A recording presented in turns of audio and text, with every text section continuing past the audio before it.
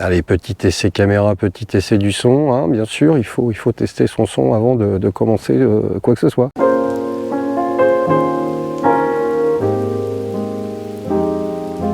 Quelle mer communique avec l'Atlantique par le détroit de Gibraltar?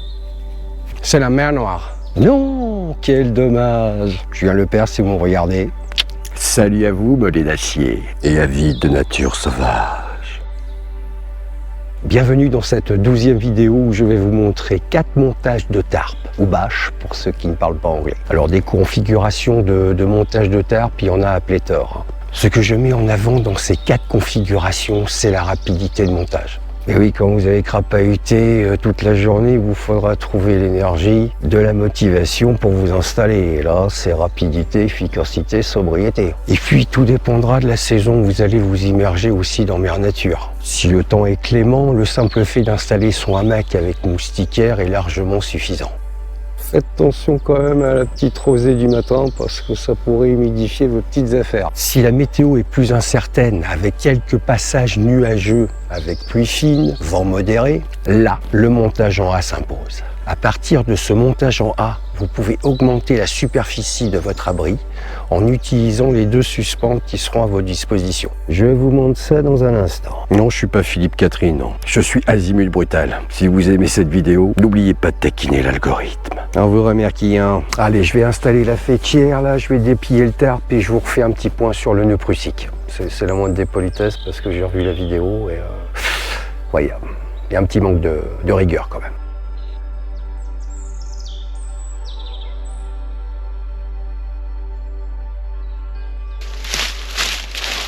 Ça prend un petit peu de temps quand même. Alors avec le tarp, je vais pas passer les suspentes que j'ai à ma disposition pour le tendre. Allez, celle-ci là, celle du haut en fait pour passer la fêtière, je vais pas les utiliser.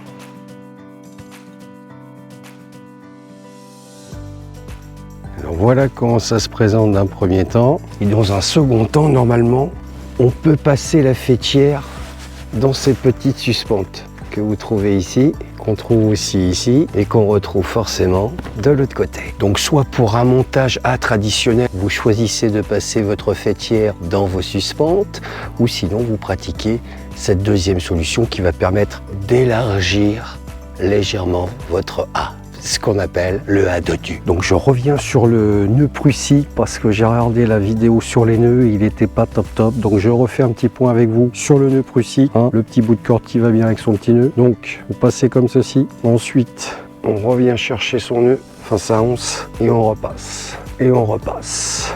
Alors une fois que vous êtes là, il faut surtout que rien ne se croise quand vous allez tirer. Voyez ces petits bouts là qui reviennent, ça il faut pas.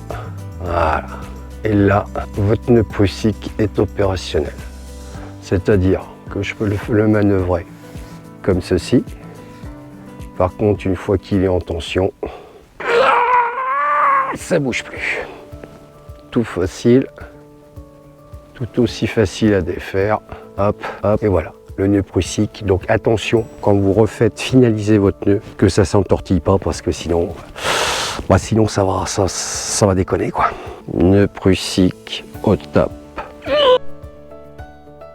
Bon ben là je vais me confectionner quelques sardines et puis je vous montre ce petit montage en A.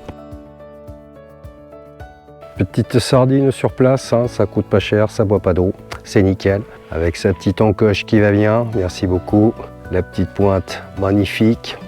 Alors si vous entreprenez de faire des sardines sur place, qui est chose très économique, j'ai envie de dire, prévoyez quelque chose pour récupérer tous vos copeaux et ce que vous allez faire mais en copeaux parce que ça permet d'allumer votre feu déjà et puis c'est très pratique. Hein. Merci beaucoup. Donc nous allons débuter ce petit montage en A, bien sûr, avec nos 3 sardines et tout, pour en mettre une à chaque coin et une au milieu. Donc peinard, je vous fais ça. Voici comment se présente le montage en A. Alors dans cette configuration, en changeant l'emplacement de vos sardines, vous pouvez fermer votre tarp. Je vous montre. Donc au lieu de mettre vos sardines à l'extrémité de votre tarp, vous mettez vos sardines sur la deuxième accroche que vous avez. Et on plante la sardine toujours de biais. Ce qui vous offre la possibilité de fermer votre tarp.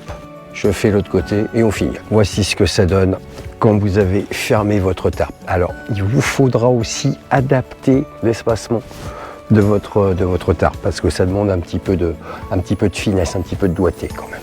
Donc vous pouvez faire ça de ce côté-là, mais vous pouvez faire ça aussi de l'autre côté forcément. Donc l'avantage de ce montage, c'est qu'il est rapide, efficace, sobre, bien sûr. Par contre, vous avez cette petite particularité où votre champ visuel est obstrué. Oui, parce qu'une fois que vous êtes fermé, mis à part le bruit, vous voyez pas grand-chose. Donc c'est le petit inconvénient de ce montage en A. Donc de ce montage en A, et vu que j'ai pas utilisé les deux suspentes qui sont à ma disposition pour mon tarpe, je vais pouvoir étendre ou élargir un petit peu mon tarpe. Je vous montre.